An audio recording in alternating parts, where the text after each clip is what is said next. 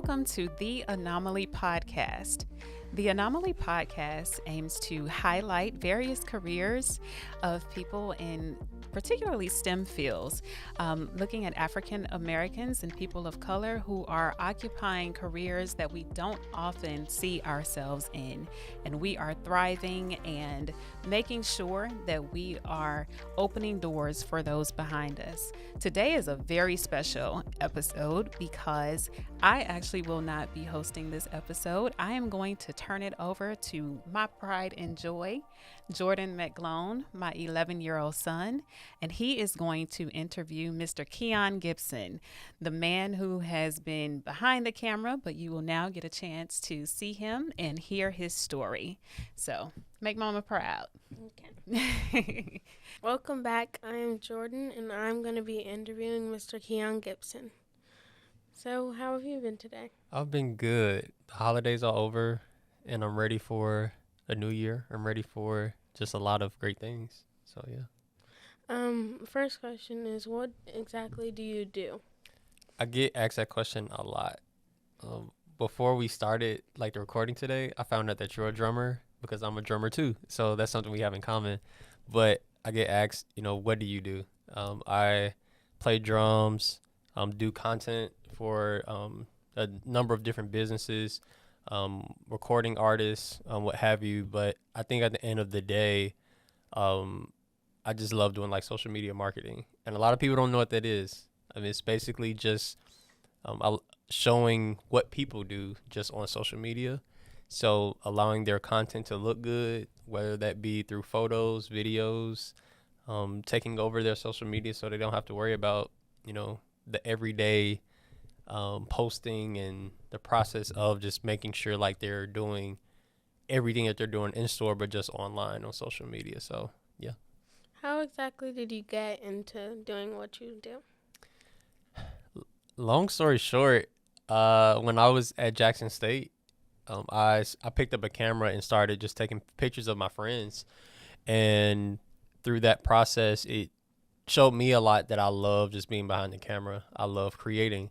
I love just having fun, just with creating and just learning new different things. So 2015, I started taking pictures of my friends for their graduation photos and stuff like that.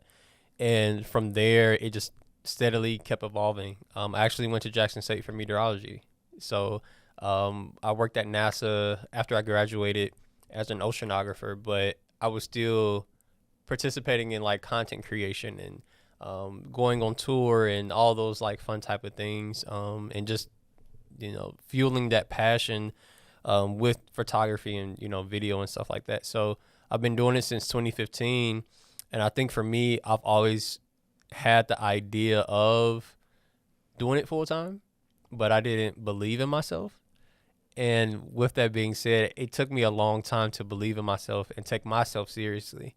And so when I look in the mirror, I always saw the Keon that could potentially do it, but in my mind, I didn't really believe in myself. So it took a few years, and it took a few low moments for me to understand, okay, I need to just jump out and just do what I love full time.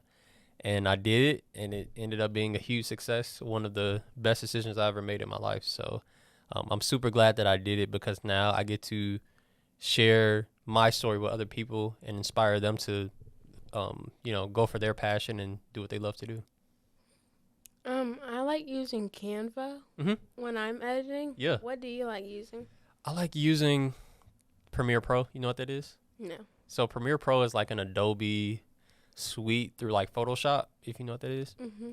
So Photoshop, the umbrella company, and I'm sure there's better terminology for it, but the umbrella company is Adobe.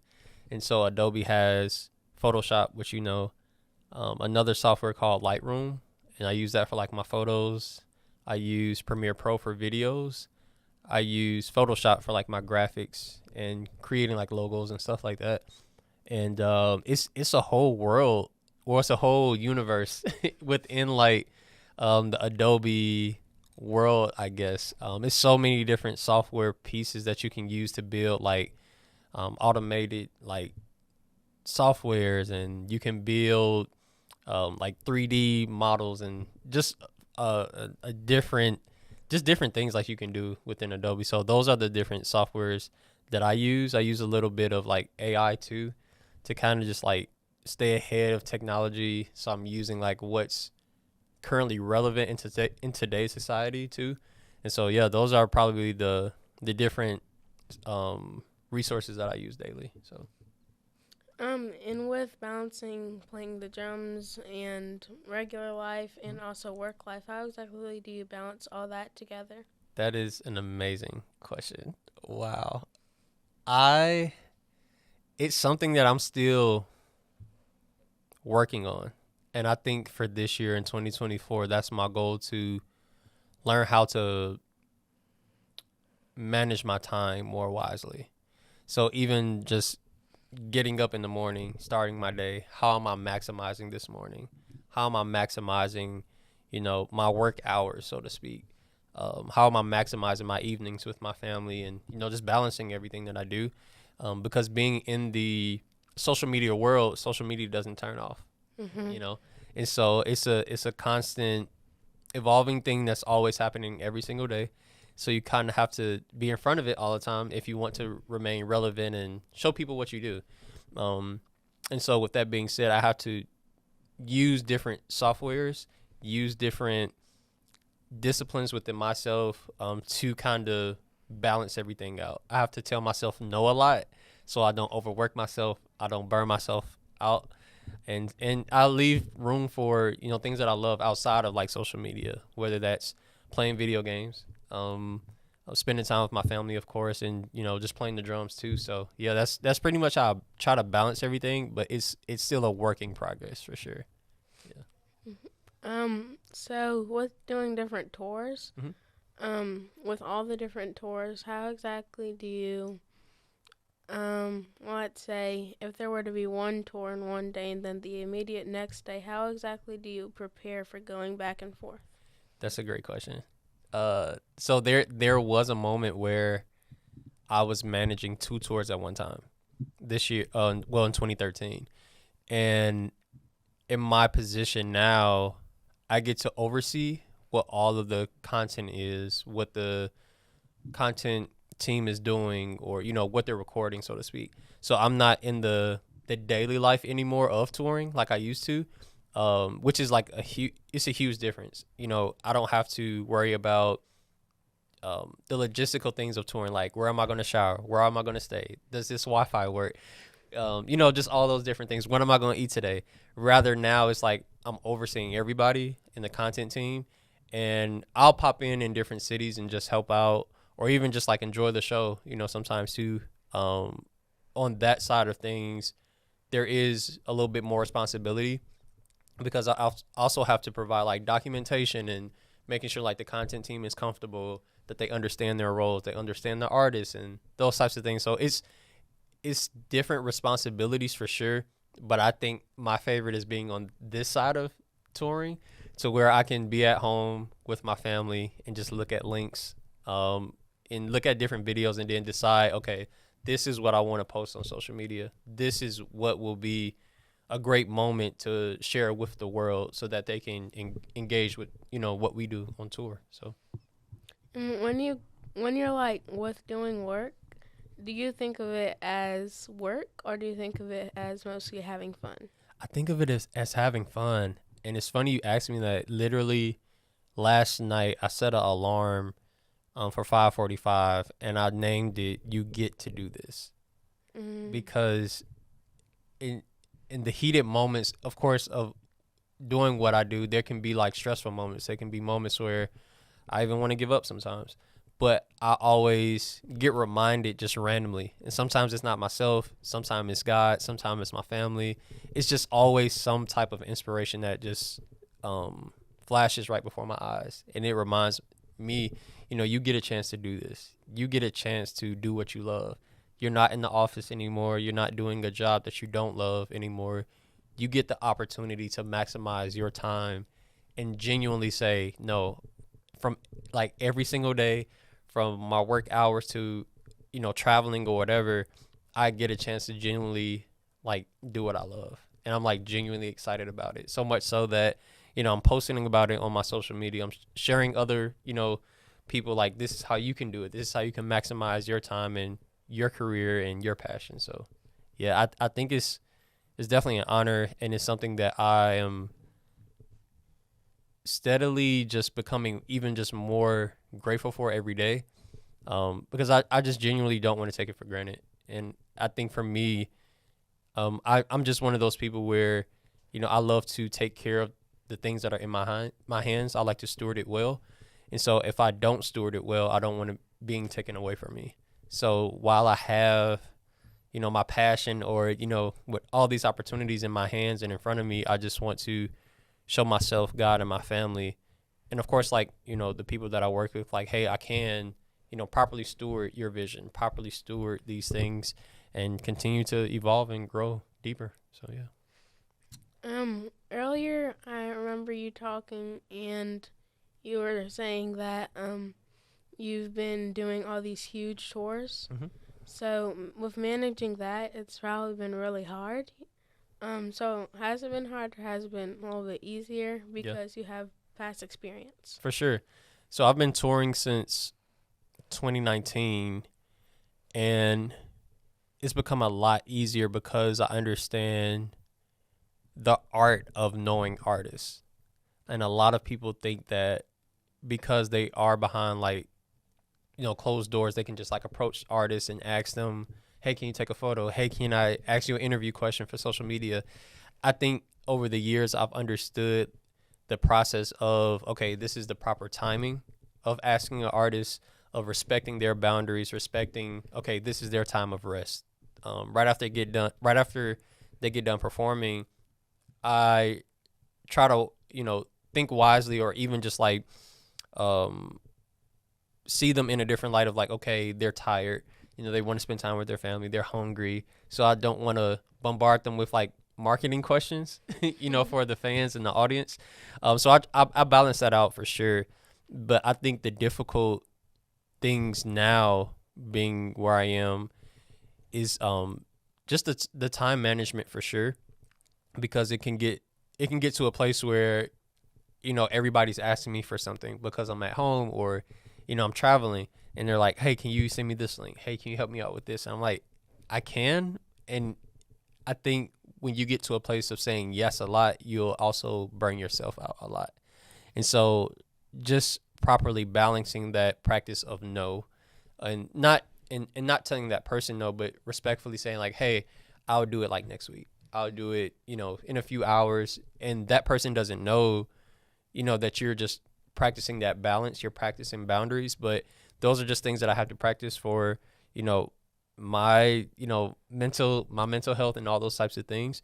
And it's been working out greatly. I've been honored to say that nothing has been, dropped, or, nothing has failed because of that. I think I've, had the opportunity to actually think about, okay, where do I want to place these no's? Where do I want to place the boundaries so that nothing, falls apart, you know what I'm saying, while I'm resting. So it can definitely be challenging too, with just knowing what you can do and just inspiring yourself, because we see so many people on social media creating daily. And I think for me, I practice closing my apps a lot, because I don't want to compare myself to other creators and think that I can't, do a good job, anymore. So I try to practice just, looking for inspiration, of course, like applauding my fellow friends and all those types of things, but also just like learning to shut off my social media so that I can be refreshed, so that I can come up with new ideas, and also just have that sense of just like boldness, and just I don't know, just like confidence, all over again, because sometimes we can lose that when we're constantly looking at other people. So yeah, those are kind of like my tough moments in doing what I do now. Okay. And I always wanted to go to Tyler Perry Studios. So Yeah. what different studios do you work with? So I haven't been to like a major studio company yet. I've always wanted to go to Tyler Perry Studios too. And I think the funny thing that we both have in common is we both want to go visit. So maybe that's something we do this year in 2024. And I think when I see like studios like that, I get super inspired because it started off in like, a podcast room like this. The conversations of, hey, let's make a Tyler Perry studio or Hollywood studio. It happened based off of, conversations just like me and you are having. There were a couple of people who probably talked about the idea, and it took a few years. It took some funding. It took, a few people just pushing that idea forward, and it ended up happening. And so I think if we take that idea and even that example of, Tyler Perry or whatever studios that we like, Marvel Studios or, those types of things, we see that tangible side of creativity to where it inspires us to continue to create logos, social media marketing plans, create videos and take photos, because all of that, if we keep doing it out of a place of passion, for me, that's winning. And I'm a huge believer in that passion always wins. So if you do something that you genuinely love to do and you're just like, hey, I don't care how much it is, I don't care what time it is, I'm going to continue doing this thing. I believe that crazy doors are going to open up for you. And like doors in like Tyler Perry studios or Marvel movies, like they need logos too. They need social media marketing plans. They need photos taken. Like, so in those different arenas, it has to start from passion for me. Like that's what I genuinely believe in. Of course, like you can apply to different jobs and stuff like that, but I think if you do it from a place of this is a job, other people will feel that, oh, this is just a job for you. This isn't something that you're genuinely passionate about. So, yeah. When you're balancing all these different types of things, social media is one of the biggest things that is completely taking up time and all that stuff. So with your social media, how exactly do you how do you get social media and help with marketing and all that stuff? Yeah. Through social media. For sure. So that's an amazing question. And that's something that I'm constantly challenging myself to get better at, because I think for me, I have such an amazing story. I have so many things that I do. I think I'm still understanding, okay, number one, like, what is the Keon Gibson that I want to show online? Number two, what do people want from me? What do you want to see? Do you want to see videos of me playing drums? Do you want to see videos of me and my wife, talking or playing with our dog? Do you want to see videos of me talking about social media tips or behind the scene videos of what I do in my career? So I think it's a number of different things that people like, but also it's a number of different things of what I want to keep authentic, and also things that I'm just truly passionate about. So I think those things are, number one, my family, God, inspirational messages. I think that'll always be on my social media. And then number two, sharing like my career, social media tips, different tours and artists that I work with, to show like that behind the scenes and that authentic feeling behind like all the promo stuff. And number three, my family, and just being very real with my audience, showing them like, hey, I play the drums. This is just a hobby, but I could do it full time one day. Who knows? This is my family. This is some goofy videos I made on TikTok. Just little things like that.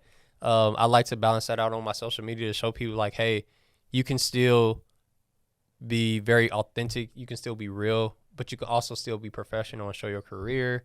You can just be your genuine self on social media. And I think that's the power in, these different platforms. You can show so many different sides of yourself.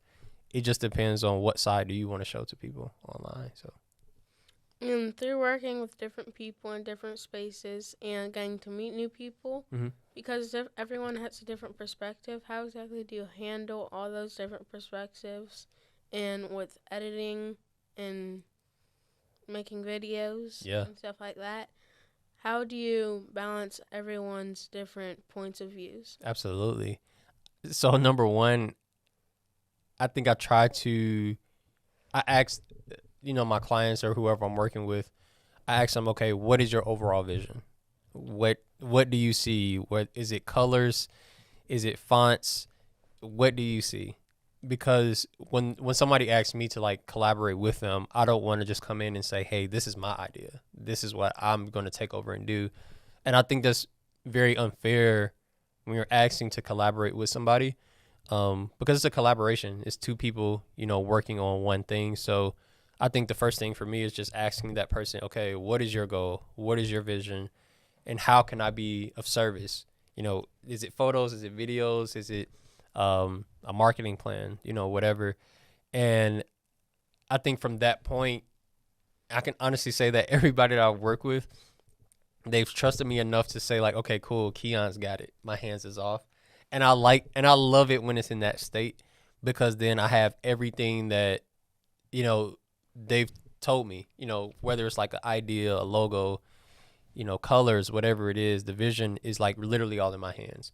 And so now is my favorite process of going to create it, going to schedule out, the podcast studios or, whatever it is that we're going to create.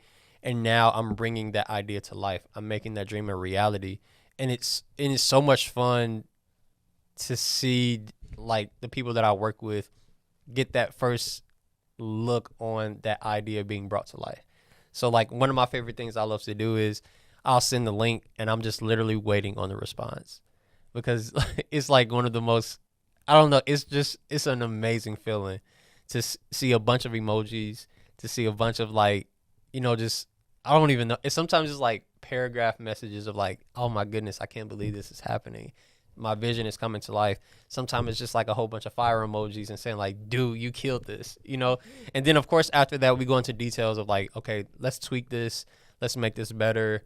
And, it's the finished product after that. But I think with all of the opinions and all of the perspectives, I try to show them what I'm doing, but also just do that in balance, because if I'm showing them like every single step, it can get to this thing of like we're constantly like reinventing the wheel, and we're always like reaching this space, this place of perfection, which is like also wasting time too. It's taking us away from, us releasing the content or, actually like executing the overall vision that, that person wanted to do. So I think it's just a thing of balance for sure. And of course, like there's a few like negative, perspectives that'll come up every now and then. And I think as a creator, if I can be transparent, like it'll get to me sometimes. If I send a link or if I do, certain things and they're just like, hey, this isn't like what I thought it would be. Mm-hmm. And I'm like, oh man, well, this is what you said. This is what I did, but now it's like changing. And that'll kind of like mess with your confidence a little bit. So I have to just find different ways to motivate myself, to tell myself like, hey, you get to do this. Keep going. It's okay. Just, communicate with them again. Like, hey, what do you really want? How can we change it? This is a collaboration thing. So let's work as a team and just make it better. So, yeah. With being with all the different people and, as you said, having different confidence rates, mm-hmm. but mostly keeping confidence on top so that you can do anything you want to do. Yeah. With doing that, how do you stay on top and stay with each confidence level being so confident all the time? Absolutely. So the reality is I listen to a lot of like motivational speaking videos on YouTube. So there's like a number of different ones that have like Eric Thomas. He's like this super famous motivational speaker. And like the few that I listen to, it'll have like him speaking on it with like the Batman Dark Knight music behind it to make it very, very animated, very motivational. So when I'm listening to it, I'm like, okay, I hear the words, but I'm also feeling the energy and the action-packed moments from the Dark Knight movie to make me feel like my own superhero in my world. So it's just little weird things like that that I like to just like go to for inspiration. Also, I'll like lean towards like my friends, my family, and ask them like, hey, like I'm kind of having a low moment. Can you like inspire me? Can you just like lift me up? Can you lift up my spirits? And they'll do that. Um, I'll listen to like church sermons. And another fun thing that I'll do is I'll go back to my childhood and I'll think about like all my favorite movies that I used to like as a child that I would watch or do as a child. And one of those things is like I would love like the Toy Story movies. So even now to this day, I'll go back and watch Toy Story and I'll get that same nostalgia, that same feeling of like, man, you get to do this. You get to have fun. Do you remember how you felt in this moment when you first saw this movie? And so just doing all those things again reminds me of my why and why I get to do it. So that's how I stay very confident. I'll go back to my why. I'll go back to the Keon Gibson that drew outside of the lines, that didn't know how to jump rope in gym and all those types of things, because that's who created the Keon Gibson that's here right now. And I don't want to take that away just because I'm an adult. I think when you become an adult, it's so much pressure on being an adult that we forget like, hey, it's okay to still be creative, to still have imagination, to still just dream big, have fun, like go out, on a bike ride, or, just do something that you genuinely love to do. Watch a kid movie that you grew up on, all those types of things. So that's what I like to practice, and it's been working.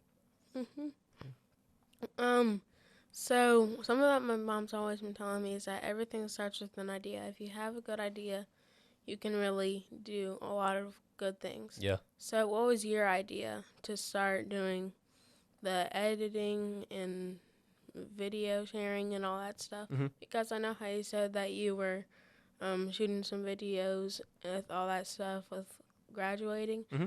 Well, what was your idea to actually start making it all of this from that? Yeah. So the idea of the Creative Halo is something that's still being birthed now. I've picked it up, put it down. It went through so many different phases, and for it to be where it is right now is my most proudest moment, because I'm actually adding people onto the team, and it's taught me a lot about business. It's taught me a lot about collaboration. It taught me a lot about looking for different people to work with, all those types of things. So in 2015 was just the idea of me just taking photos. And from there, I started, just posting things online. And of course, like social media started involving, and people started adding like their social media like courses, like, hey, take this course to learn about social media more and those types of things. And so there was this one guy, Ty Lopez. He would always stay in front of my YouTube videos. Every time I went on my YouTube videos, he was always like promoting himself. So how like you have those ads that you can click, or skip. Mm-hmm. He was always like that ad person for me. And so I'm like, is this guy like, does he have my information? Like, why is he always popping up in front of my videos? And so one day, at the right time, I really listened to what he was saying. He was like, hey, if you want to start a social media marketing agency, click this link, all those things. So I click on his link, and he's talking about Instagram, Facebook, content, and, how to do it and make money from this, literally starting off like getting your clients, with like within like $1,000 retainers like every month, those types of things. I had no idea what that was at the time. And so from there, I'm like, wow, I can actually make a little bit of money off of this. I can actually like be a scientist, work at NASA, and also like do this on the side. And from that thought right there, I didn't believe that it could be a full-time opportunity. And so from there, just kept evolving. And then we hit COVID, where everything literally shut down, that we could physically go to. But online, we could reach everything. So if you had a store online, people were going to it. If you had your movies online, people were going to watch it, all those types of things. And it showed businesses and creators that you can create a world and a system and a business within this online kind of like culture that we're creating, or that COVID kind of created, so to speak. And it opened up the eyes for so many people, including myself, of, what are you doing online that, or what are you doing like in person that you should be doing online? And so my first company that I was able to work with was like a window tint automotive custom car company. And I went to help him out, and literally, of course, he's doing like window tint in person and working on cars, but that story wasn't being shared in a way where other people can understand what he does, like online and on social media. So my job was to come in, okay, let's create this in a way to where people can understand what you do, but also know like this is your address, this is where people can book you. This is the call to action so people can actually understand your pricing, call you for questions and stuff like that. So just basically doing what he does in a creative way to show online to create customers. And then that consistency will show people, okay, you're really taking this seriously. Okay, I'm going to give you a call. And I'm just a believer in that consistent content creates customers. And so it turned into this thing of, hey, we can do this for more people. We can do this for more companies.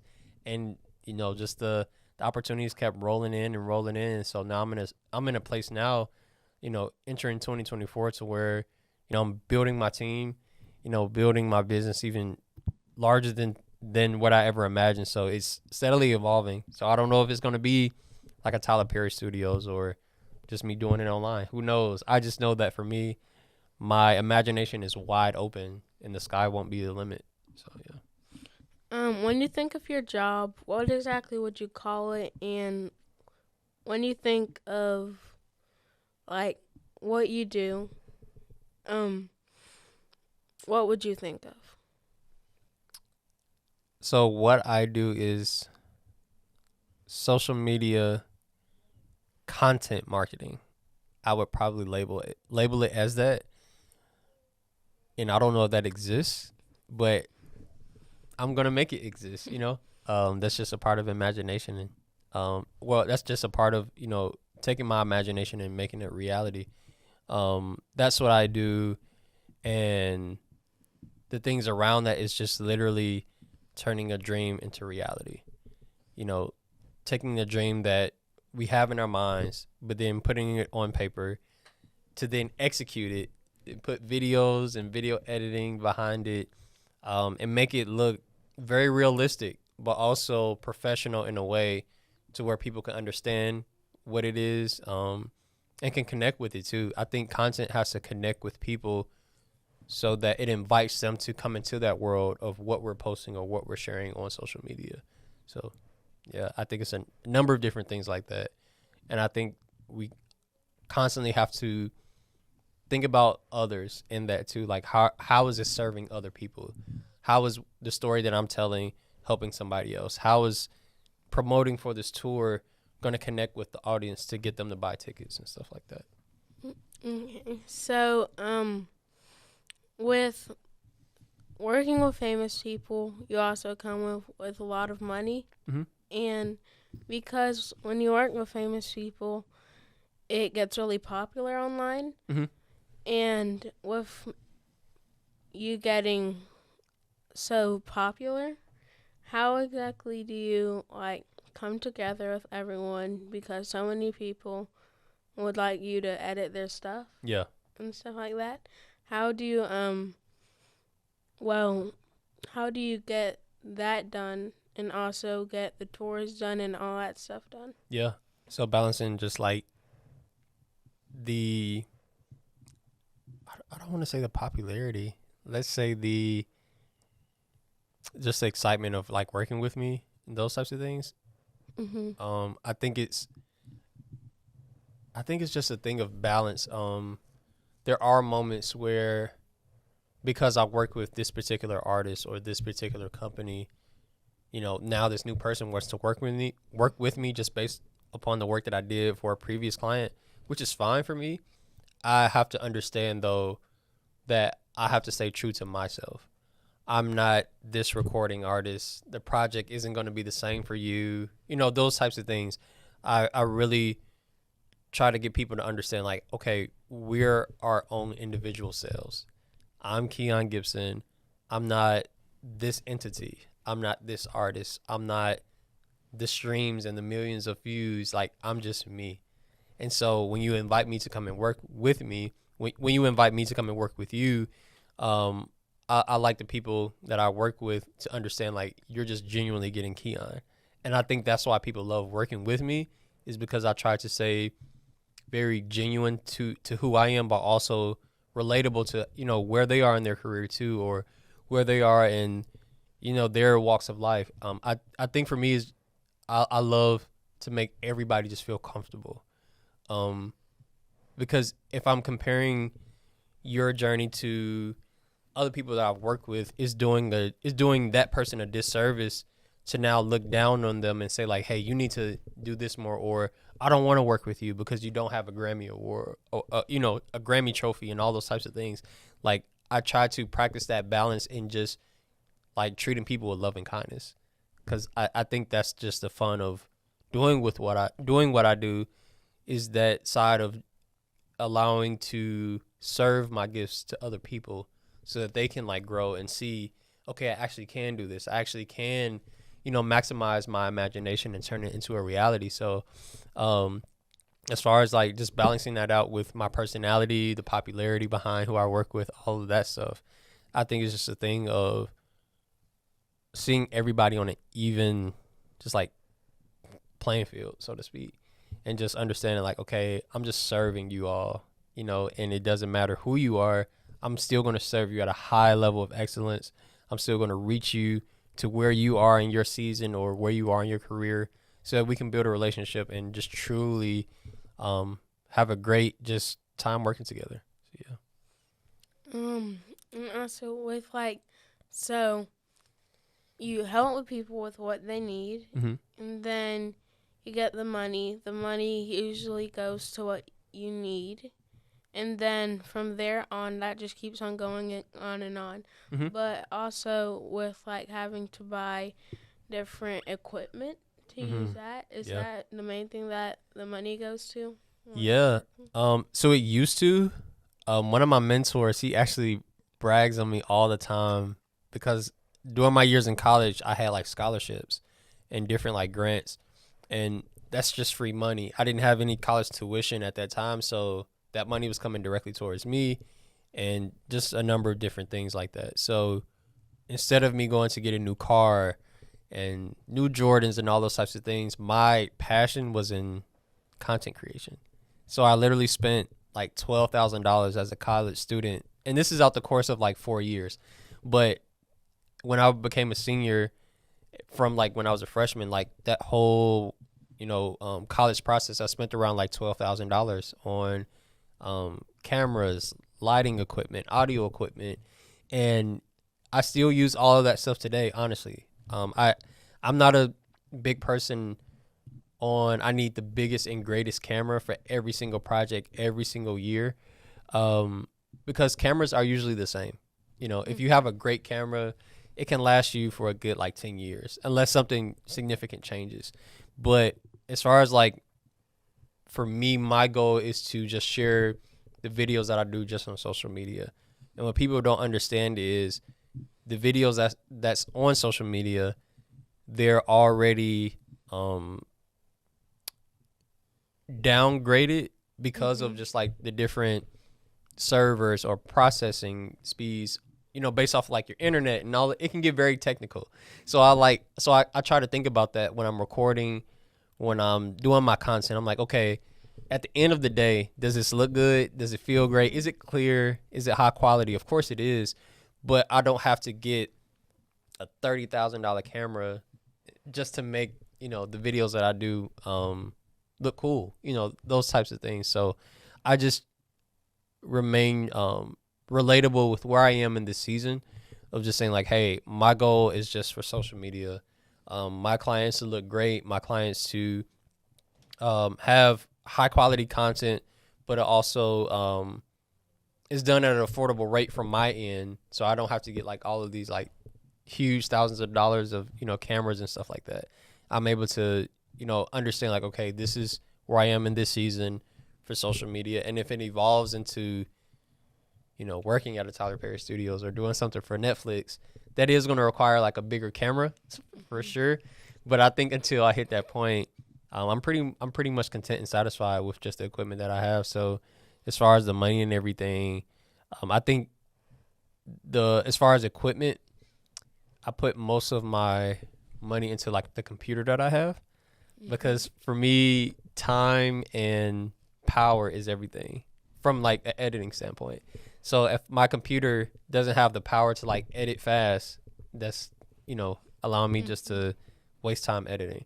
But then if it also has the speed to where it can like render all of my files and, all those types of things, it can just really help out with the creative process. So that's probably like the most thing I'll invest in as far as equipment wise. Mm-hmm. And when you were saying something about the equipment, because sometimes you need the things to like edit, balancing what the people want and what you need to make it. So do they pay you for what you make and the equipment you have to buy and the computers that you have to use and all that different things? How do you combine all that to make what exactly the person wants and what you need to make what anyone wants? Yeah, for sure. Yeah, so it starts off during the brainstorming session when I hear their vision, when I hear the thing that's on their heart of creating. I'm already processing. Okay, this is the type of camera that I need to use. This is the number of different cameras that we need to use. This is the audio equipment. This is the number of different photos we need to take. We need to take videos. All those types of things. But then if it gets to a space of we're doing it for a movie, we're doing it for a huge production, now that kind of changes for me a little bit, because then I have to understand, okay, if it's on a bigger screen, if it's going on like a bigger platform, I'm now thinking, okay, what resolution or quality does that production or does that company need it at now to fit on that bigger screen so it still looks great. It's not pixelated. The quality is still good. And so with all of that, that does come with like a bigger camera, which is now a bigger budget. And so I'll share, all of those things, within that meeting of, okay, in order to do this on that big screen or for this movie or whatever production, it is going to take X amount of dollars to get this camera so it looks good, keeps the quality, and that we're able to, share what we're creating at a level of excellence. And so every time, it's just a thing of communication and allowing the people that I work with to understand the why behind the budgets or the cameras and stuff like that. So I try to be very transparent, but also relatable to say like, okay, this is what we need. We don't necessarily need this over here, but we can dial it back and get this one right here to meet us, in the middle. So yeah. Okay, yeah, like you said, there's all these different new things that you can get. You also have to balance what you need more than what you want. Yep. Because that really affects the effect that you're going to get when editing. Absolutely. And stuff like that. Yeah. So what do you use to like, what exactly different types of equipment do you use? Like, I know you use lights, microphones, and computers, but what else do you use? So yeah, I use, for my videos, I use Canon EOS R and Canon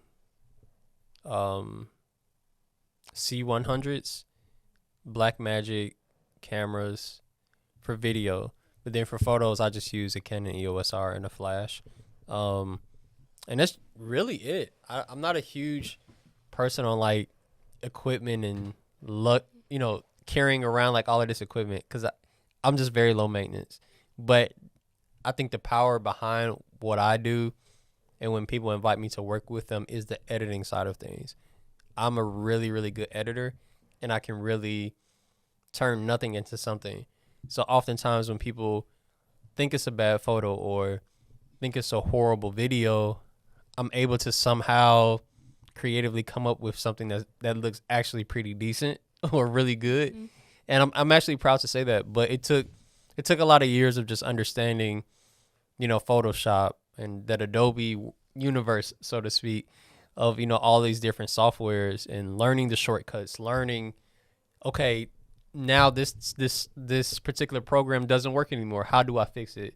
Okay, my video isn't importing anymore. It's now showing pixelated. Why is it doing that? I like just understanding why the software is doing what it's doing. And I think in return, what that does for me is when I'm working on different projects, it's allowing me to think forward and always think of the end result of that video already. Even though I haven't edited it yet, I'm already knowing like the editing process, how it's going to look. And if it does come with a few technical difficulties, I know how to maneuver around those difficulties because of the experience and the willingness to learn from those mistakes. Yeah. Well, that's all I have for right now. Yeah. Thank you so much for having me. This has been a blast. It's been really good.